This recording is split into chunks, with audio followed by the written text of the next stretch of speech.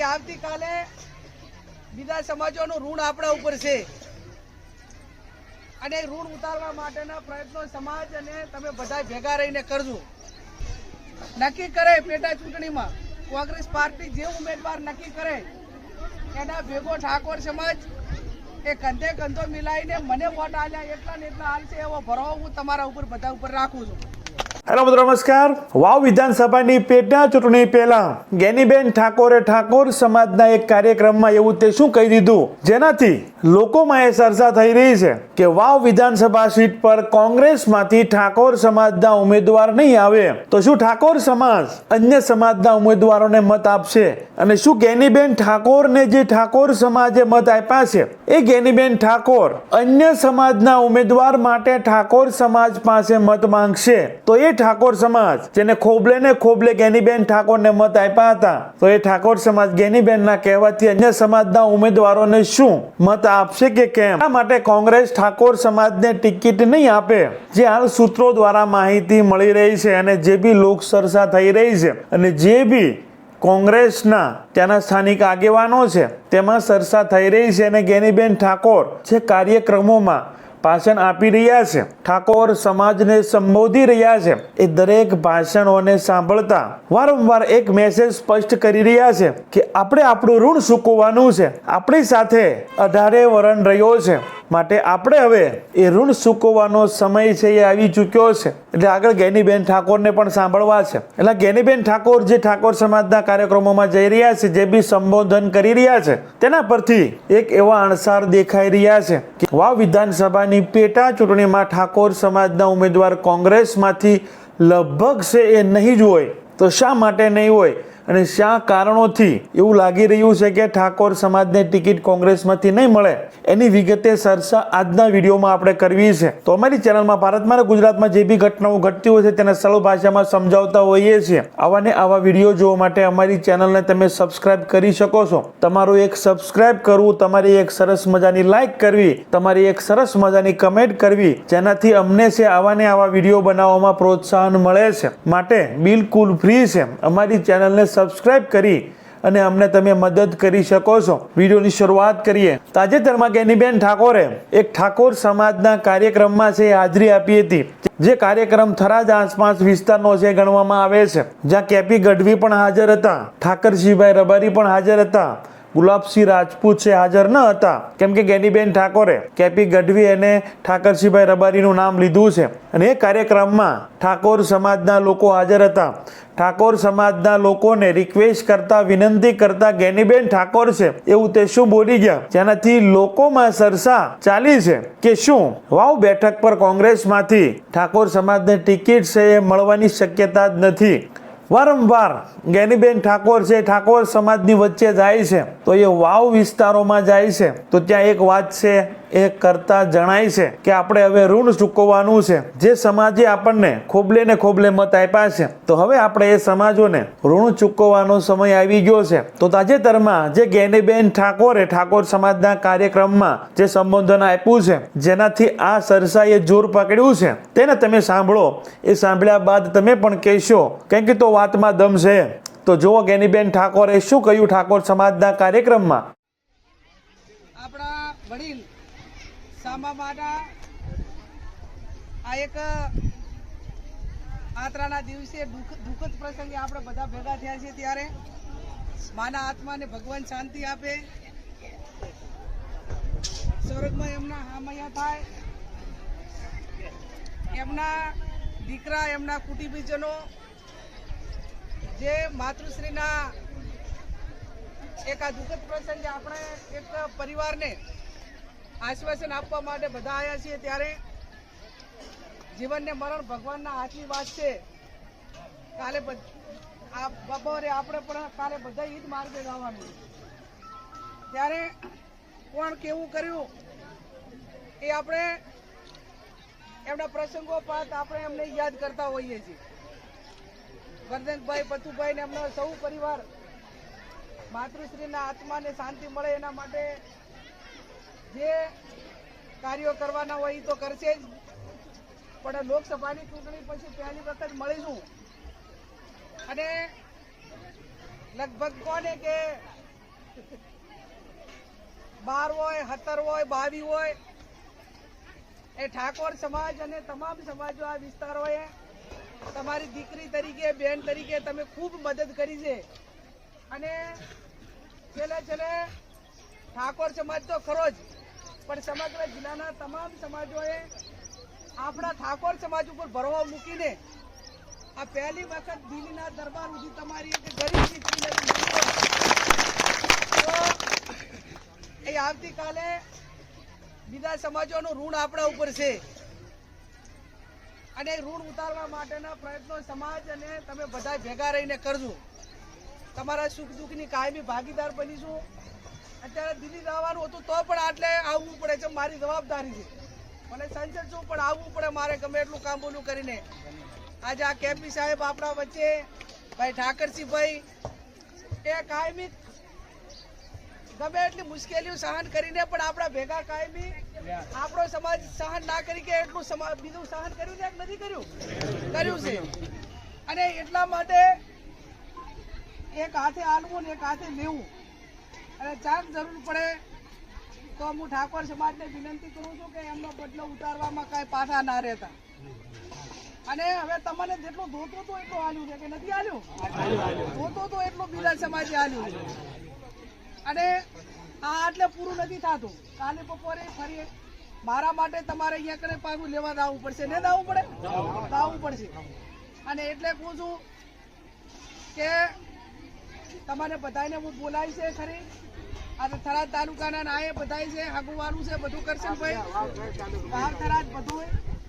એટલે જે નક્કી કરે પેટા ચૂંટણીમાં કોંગ્રેસ પાર્ટી જે ઉમેદવાર નક્કી કરે એના ભેગો ઠાકોર સમાજ એ કંધે કંધો મિલાઈને મને વોટ આલ્યા એટલા ને એટલા હાલશે એવો ભરવો હું તમારા ઉપર બધા ઉપર રાખું છું. અને એ પ્રમાણે બધા વર્તજો. જ્યારે જાહેરનામું પડશે ત્યારે હું આગેવાનોને બધાને પણ બોલાવીશ. અને જે હારા રહ્યા એવા ને એવા રહેતું તો આજ તમે હારા હતા એટલે તમને એટલે પોકાડ્યા ને. બીજા સમાજે આપણને મદદચાર કરી હોય કે બીજા કરતા ઠાકોર સમાજ અમારા ભેગો રહ્યો છે, ભવિષ્યમાં રહેશે. અને થાય એટલું ઠાકોર સમાજ સારું કરશે, કોઈનું ખોટું ન કરે. આવી થાપ તો તમે ઊભી કરી તો રહ્યું ને કે હું ધારાસભ્ય થઈ હોત થઈ એટલે તો તમે બધી બીજા સમાજ ઉપર ખોટા કેસો કરાયા હોત અને ના હોય ફરિયાદો ના હોય બધા ઓલું કર્યું હોત તો ઈ થાપ બગાડો કે ના બગાડો? પણ તમે બધા હારા રહ્યા એનું પરિણામ સારું આવ્યું. નહીતર તો ધારાસભ્ય 2 ટર્મ રહી અને ઠાકોર સમાજે ક્યાંક ને ક્યાંક બીજા સમાજો ઉપર ઓલું કર્યું હોત તે 100% લોકસભામાં આડું આવત ને આવત. પણ એ નથી કર્યું. એનું પ્રમાણ તમે બધે રાખ્યું છે, કાયમી રાખજો. બહેનોને પણ મારી વિનંતી, કાયમ નાના મોટા પ્રસંગમાં આવું છું. આ વ્યસનોનું, સમૂહ લગ્નનું, સંસ્થાનું, શિક્ષણનું આ જેટલું મારાથી થાય એટલું કર્યું છે. અને ફરી પણ તમને કહું છું કે તમને કોઈએ નાના મોટી હેરાનગતિ કરી હોય ને તો તમારું ઉપરાણું લેવામાં પણ ચાહે મેં કોઈ દાડો પીછેહટ નથી કરી, એ પણ ભેગું છે. પછી મેં એને વોટરની પરવા નથી કરી, કોઈ દાડો કરી દે વોટરની પરવા નથી કરી, એ પણ ભેગું છે. અને હજી કહું છું કે જેટલું સારું રહ્યું એટલું સારું જ છે. પણ તમને કોઈ નાના મોટી હેરાનગતિ છે તો એમાં પણ હું તમારી સાથે કાયમી હતી છું અને કાયમી બેઠી છું. એમાં કોઈ એક ટકો કોઈની ચિંતા કરવાની જરૂર નથી. અને ક્યાંય કોઈને તમને કોઈના સુધી મેલાય નથી, મેલી છે. જેટલું થાય એટલું કાયમી મેં કર્યું છે. આવનાર સમયમાં પણ આપણા આગેવાનો અમે બધા કાયમી કરશું. બહેનોને પણ મારી વિનંતી કે દીકરા દીકરીઓને ભણાવો અને શિક્ષણ એના સિવાય બીજો કોઈ ઉધાર નથી. ત્યાં થરાદ સંસ્થાના પૈસા પણ આપણે એનું બહાનું પણ આલ્યું છે. વાવમાં પણ આવનાર સમયની અંદર જે કાંઈ નાના મોટું વાવને થરાદ કરશે ને ભાઈ, જમીન તો આપણે બધી ભેગી જ છે. એમાં અમારો વાવ વાળાનો ભાગ છે ને પાછો. હવે તો મારે તો આખા જિલ્લાની ઓલી વાત છે. વાવ પેલું કે વાવનું અને સંસ્થાનું હોય કરશનભાઈ વહેલામાં વહેલી થરાદ મુકામે ભાઈ કરશનભાઈ એ થરાદ વાળી જમીન વહેલામાં વહેલું એના ઉપર બાંધકામ થાય અને બોર્ડિંગ બને. બધા કંઢિયાની પણ ખૂબ લાગણી છે. અને એના માટે જે ટાઈમ આલવો પડે કે મહેનત કરવી પડે કે મદદ કરવી પડે કે એટાણે મેં મદદ કરી હતી અને વળી પણ જે પ્રમાણે કરવી પ્રમાણે કરીશ.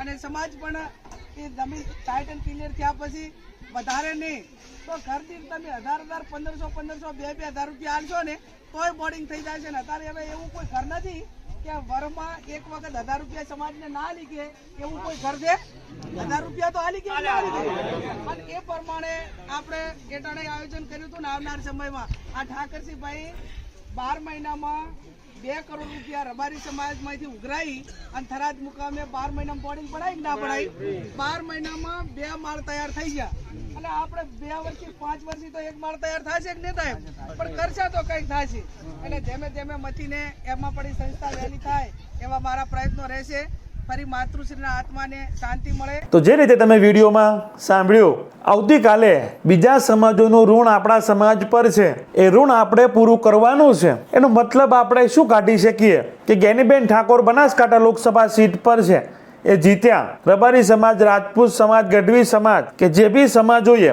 જ્ઞાનીબેન ઠાકોરને છે એ ખોબલે ને ખોબલે મત આપ્યા છે, તો એ સમાજોમાંથી જ કોઈને ટિકિટ મળશે. વારંવાર ઠાકોર સમાજના કાર્યક્રમમાં જ આ વિનંતી જ્ઞાનીબેન ઠાકોર છે કરી રહ્યા છે કે આપણે ઋણ ચૂકવવાનું છે. તો આ વાતથી એ કન્ફર્મ થતું જાય છે કે ઠાકોર સમાજને વારંવાર રિક્વેસ્ટ કરે છે, એનો મતલબ કંઈક એવો કાઢી શકાય કે ઠાકોર સમાજ સિવાયના અન્ય સમાજને છે એ ટિકિટ મળવા જઈ રહી છે અને ઠાકોર સમાજને એ માટે અગાઉથી જાણ કરી રહ્યા છે, જેનાથી જ્યારે ટિકિટ છે એ જાહેર થાય છે ત્યારે ઠાકોર સમાજને કોઈ ઝટકો ન લાગે કે આ શું થઈ ગયું અને નારાજગી બીજેપી તરફ ન જાય એવી પૂર્વ તૈયારી છે એ કોંગ્રેસ કરી રહી હોય એવું લાગી રહ્યું છે. આગળ જ્ઞાનીબેન ઠાકોર, કોંગ્રેસ જે બી સમાજને ટિકિટ આપે છે તેને આપણે મદદ કરવાની છે. મારી વખતે એ સમાજોએ સહન કર્યું છે, કેમ કે જ્ઞાનીબેન ઠાકોર બનાસકાંઠા લોકસભા સીટ પર લડ્યા ત્યારે જે બી સમાજોએ ખુલીને જ્ઞાનીબેન ઠાકોરને છે એ સપોર્ટ કર્યો, જે બી આગેવાનો, જે બી નેતાઓ, એ દરેક લોકોને પણ ક્યાંક ને ક્યાંક જે સત્તામાં પાર્ટીઓ છે તેનું પ્રેશર તેના પર આવ્યું છે, છતાં એ કોંગ્રેસ સાથે રહ્યા છે. કેન્દ્ર સરકારના નેતાઓનું પ્રેશર હોય, રાજ્ય સરકારના નેતાઓનું પ્રેશર હોય અને જેની સત્તા પૂરા ભારતમાં છે, જેની સત્તા પૂરા ગુજરાતમાં છે, એનું પ્રેશર કેવું હોય એ આપણે માની શકીએ. તો જ્ઞાનીબેન ઠાકોરનું કહેવાનું એવું છે કે ઠાકોર સમાજને તો કદાચ એવું પ્રેશર કદાચ ન કરી શકે, કેમ કે જ્ઞાનીબેન ઠાકોર સમાજમાંથી ઉમેદવાર હતા, પરંતુ અન્ય સમાજને ઘણું બધું પ્રેશર આવ્યું એ સમયે એ લોકોએ સહન કર્યું છે. તો આવનાર સમયમાં થોડુંક આપણે પણ સહન કરવાનું છે. આપણે એટલે ઠાકોર સમાજને સહન કરવાનું છે, કોઈએ નારાજગી વ્યક્ત કરવાની નથી. એ ટાઈપનું બધું જ્ઞાનીબેન ઠાકોરનું સ્પષ્ટ કહી રહ્યા નથી કે ઠાકોર સમાજના ઉમેદવાર છે કોંગ્રેસમાંથી આવવાના નથી, પરંતુ કંઈક ને કંઈક એવા શબ્દો બોલ્યા છે જેના અર્થો ઘણા બધા નીકળે છે. વધુમાં જ્ઞાનીબેન ઠાકોર જ્યારે જરૂર પડે ત્યારે ઠાકોર સમાજ ઋણ ચૂકવવામાં પાછા ન રહેતા, ઠાકોર સમાજને જેટલું જોવે એટલું અન્ય સમાજે આપ્યું છે. હું જીતી એટલામાં પૂરું નથી થતું, ભવિષ્યમાં આપણે પણ બીજા સમાજ પાસે જવું પડશે આવનારી ચૂંટણીઓમાં. તો જે બી ઉમેદવાર પાર્ટી છે એ નક્કી કરે છે, જે બી સમાજમાંથી આવે છે, તેને ઠાકોર સમાજ ખભે ખભો મિલાવીને વોટ આપશે કે મત આપશે, આવું જ્ઞાનીબેન ઠાકોરે કહ્યું છે. શા માટે વારંવાર ઠાકોર સમાજને આ વાત જ્ઞાનીબેન કરી રહ્યા છે? ઋણ ચૂકવવાનું છે, એ લોકોએ ઘણું સહન કર્યું છે, મને જીતાડવામાં ઘણું બધું અન્ય સમાજનું યોગદાન છે, તો આપણે હવે એ ઋણ ચૂકવવાનું છે અને આ સમાજોની ભવિષ્યમાં આપણે જરૂર પડવાની છે. આ દરેક શબ્દો છે એ ક્યાંક એવો મેસેજ આપી રહ્યું છે કે આવનાર પેટા ચૂંટણીમાં કોંગ્રેસમાંથી ઠાકોર સમાજના ઉમેદવાર છે લગભગ નહીં હોય એવું મારું હાલ માનવું છે. પછી એ સમયે જો કોઈ કન્ડિશન ફરે છે અને કંઈક વાતાવરણમાં પલટો આવે છે અને ઠાકોર સમાજના ઉમેદવારને છે ના છૂટકે ઉતારવા પડે એમ છે, તો ઠાકોર સમાજના ઉમેદવાર આવી શકે.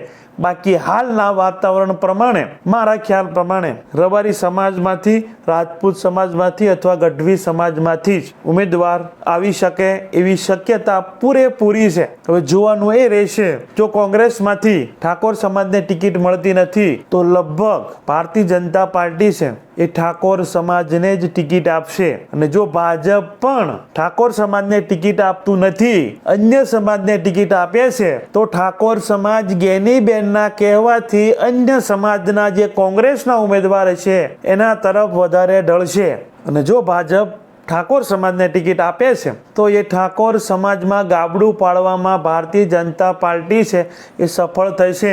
ગેનીબેન ઠાકોરના કહેવાથી અન્ય સમાજના કોંગ્રેસના ઉમેદવારને ઠાકોર સમાજ 100% વોટિંગ નહીં કરે.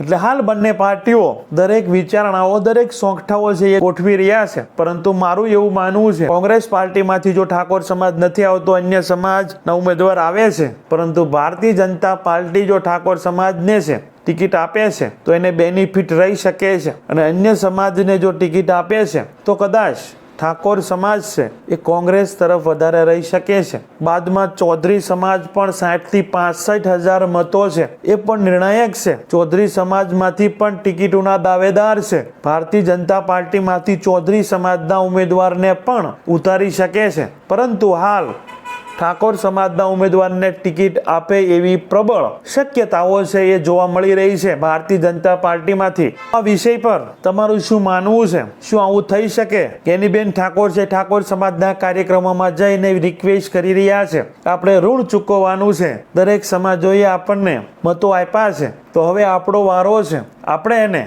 બદલામાં મતો આપવાના છે. તમારું શું માનવું છે? ઠાકોર સમાજના જે બી લોકો વિડીયો જોઈ રહ્યા છે, ચૌધરી સમાજના પણ ઘણા બધા લોકો આપણા વિડીયો જોવે છે. ઉત્તર ગુજરાતમાં વાવ વિધાનસભા સીટના પણ ઘણા બધા લોકો વિડીયો જોઈ રહ્યા છે. તમે કમેન્ટ કરીને જણાવો કે કોંગ્રેસમાંથી ઠાકોર સમાજના ઉમેદવાર નહીં અને રાજપૂત સમાજ કે રબારી સમાજ કે ગઢવી સમાજમાંથી છે ઉમેદવાર આવવાની શક્યતાઓ જોવા મળી રહી છે. અને એક એ બી વાત જણાવજો કે નવગણભાઈ ઠાકોર છે અને શિવાભાઈ ભુરિયા છે એ બંનેનો જે બી ઝઘડો ચાલી રહ્યો છે એની અસર વાવ બેઠક પર કેટલી પડી શકે છે? કેમ કે બંને કોંગ્રેસ પાર્ટીના નેતાઓ છે. તો આ બંને વાત પર તમારા વિચારો છે જરૂર ને જરૂર છે કમેન્ટ બોક્સમાં છે એ રજૂ કરજો. તો અમારી ચેનલમાં ભારતમાં અને ગુજરાતમાં જે બી ઘટનાઓ ઘટતી હોય છે તેના સરળ ભાષામાં સમજાવતા હોઈએ છીએ. આવા ને આવા વિડીયો જોવા માટે અમારી ચેનલને તમે સબસ્ક્રાઇબ કરી શકો છો. તમે એક સબસ્ક્રાઇબ કરીને અમને મદદ કરી શકો છો, બિલકુલ ફ્રી છે. તમારી એક લાઈક કરવી, તમારી એક સરસ મજાની કમેન્ટ કરવી અને તમે અમારી ચેનલને સબસ્ક્રાઇબ કરો છો જે બિલકુલ ફ્રી છે. પરંતુ એ તમારા સબસ્ક્રાઇબ કરવાથી, લાઈક કરવાથી, કમેન્ટ કરવાથી અમને આવા ને આવા વિડીયો બનાવવામાં છે પ્રોત્સાહન મળતું હોય છે. તો કંઈક તમને નવી માહિતી મળી હોય, કંઈક નવું જાણવા મળ્યું હોય તો અમારી ચેનલને તમે સબસ્ક્રાઇબ કરી અમારી સાથે જોડાઈ શકો છો, અમને મદદ કરી શકો છો. Thank you. નેક્સ્ટ વિડીયોમાં મળીએ.